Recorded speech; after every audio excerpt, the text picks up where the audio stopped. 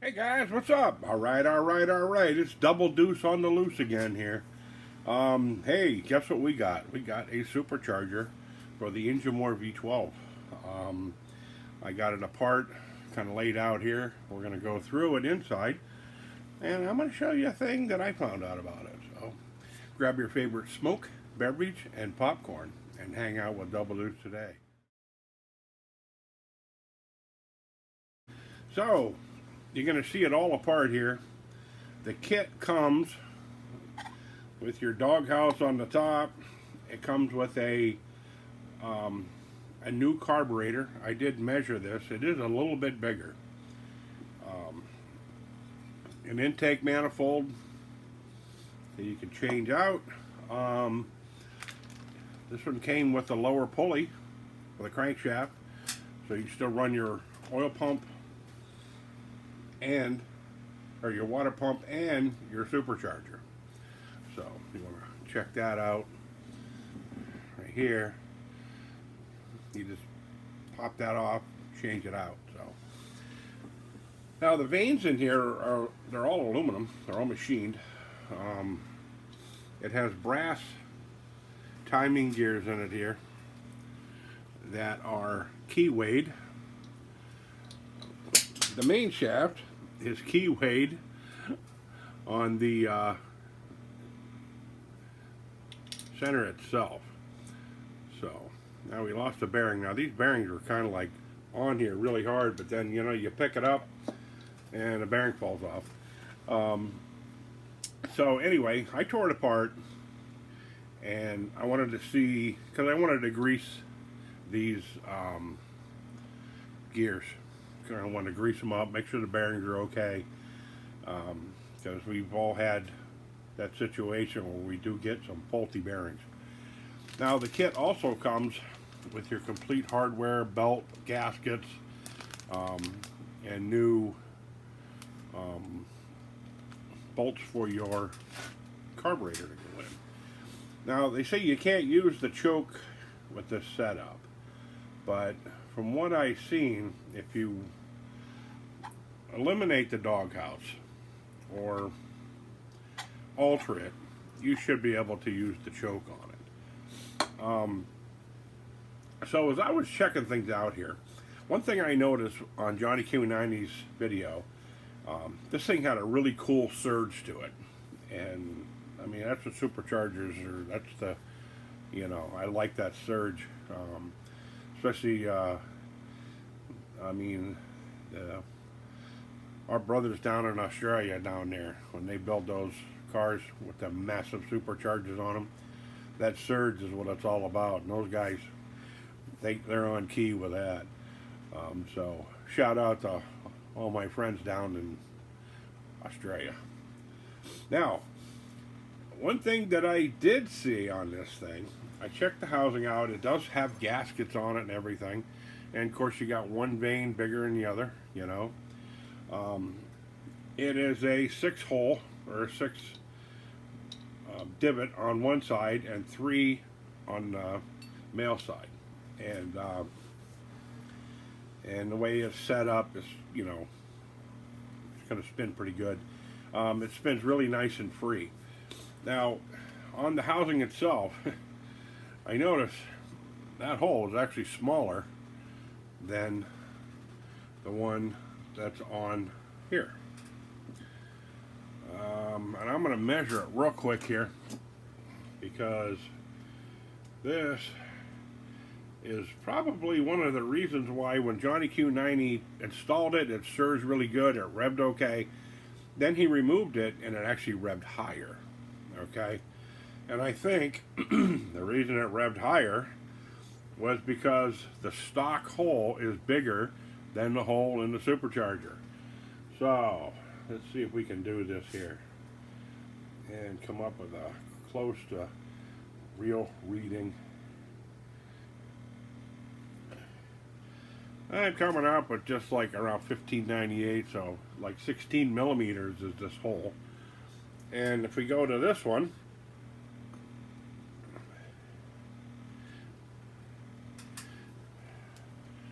1184, So it's almost 12 millimeters. So 16, 12. Now I can see why this was not revving as high, because it's choking the air out. That's one thing I did notice with some of these engines, like the Toy V8. They have that restrictor plate in there, and yeah, they probably put it there for a reason, because these engines can get crazy, because they're, like say, they're a big air pump, so the more air and fuel you put in them, the crazier they rev. And it gets to the point where it's self-destruct, or it could be dangerous to people if things fly off. So, you know, this here is the parent hole to keep it from going ballistic. See, I have none of that, no brakes in my life. I like to take everything right to the very edge. And yeah, I've blown up a couple of my engines, you know, and then rebuild them and put them back together. So, but as far as the money goes, I mean, there's a lot of work into this kit. It does surge. I'm going to open this hole up to make it a little bit bigger, and I'm probably going to start it using the original carburetor that was on the non-supercharged version. Once I get it on there and kind of get everything situated, then I will change it to this carburetor. Okay. Now, another thought I had,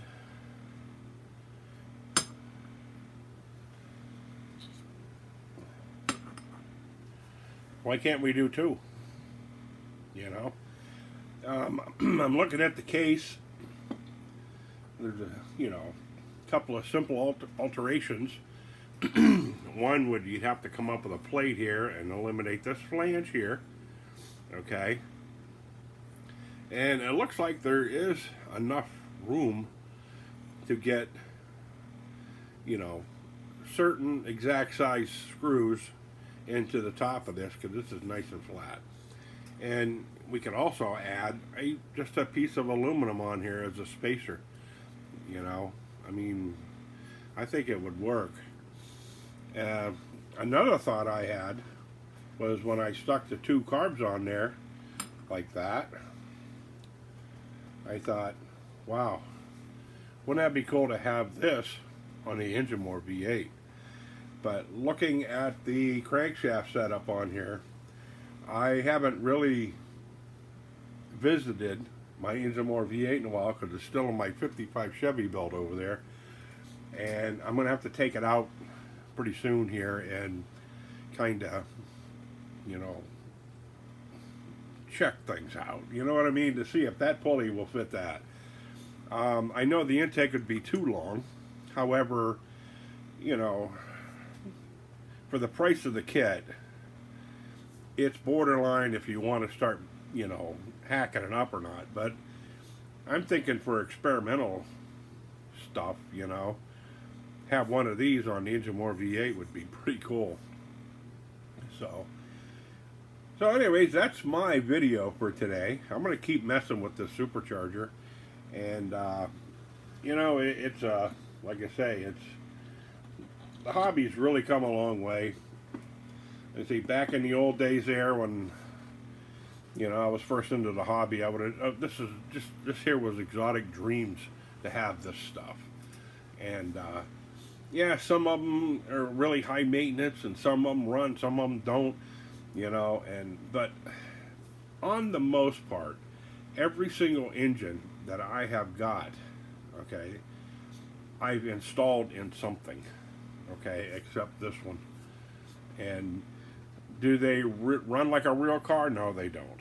But they're hobby grade, you know, and I've said it before, you're not going to get in this and start it up and drive it to work and have to get back and forth to work, buy groceries and all that.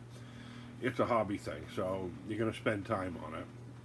And I've also said before, I spent just as much time with the two-stroke nitro engines, you know, fiddling with them, trying to figure out dirty carbs or, you know, idle problems or fuel tank problems, as I have on these. So, like you say, it, you know, it's 60-40, you know, one way or the other. So it doesn't matter, but it's just what you like.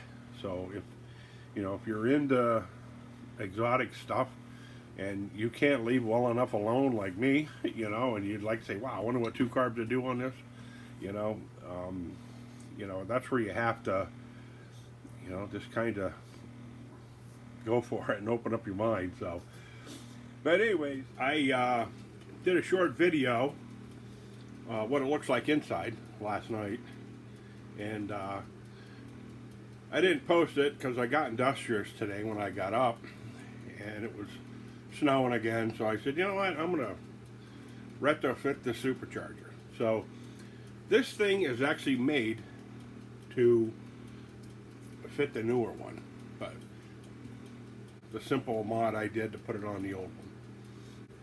So basically, the pulley in the front here, get some pictures of this.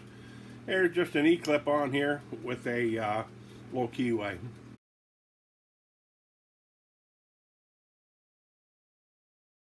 And the double pulley came in the kit, the belt came in the kit, the tensioner came in the kit, and like I say, the supercharger, the doghouse on top, this came in the kit, and a new carburetor. Okay, now you're going to see on here I used the old choke mechanism on mine just to get it fired up. Now I did try to start it with the stock carburetor on the original intake manifold that wasn't supercharged, and it started but it wouldn't run. So it must have needed some tweaking, and I didn't want to take it out of adjustment because I didn't know how far, or if I'd have any problems with this. So anyways, I put the new carb on there. You do have to set these things. I set mine, both the low side and the high side, I set them in and then turned them out 2.5 turns. And from there, you can fine tune your low side, your idle. It's still kind of in the larva stage, but I did get it running. Now, the only alteration I had to do to this thing was these oil lines right here.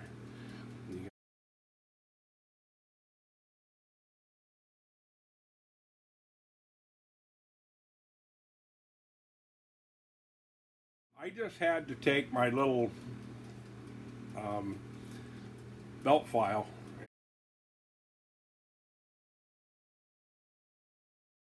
and just kind of cut them at an angle, and you can actually notch them if you want to, because the base of this supercharger is good and wide, and where the new valve covers on the newer version of the V12 are rounded, and the oil injector port here isn't so profound up in the air.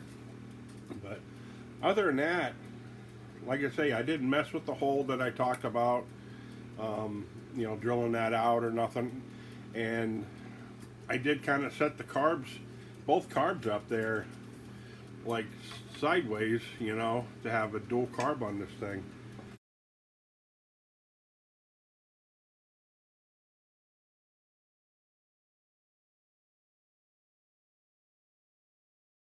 But I wanted to make sure that I wasn't opening up a can of worms by putting bigger holes in this thing and getting rid of the vacuum draw in the supercharger.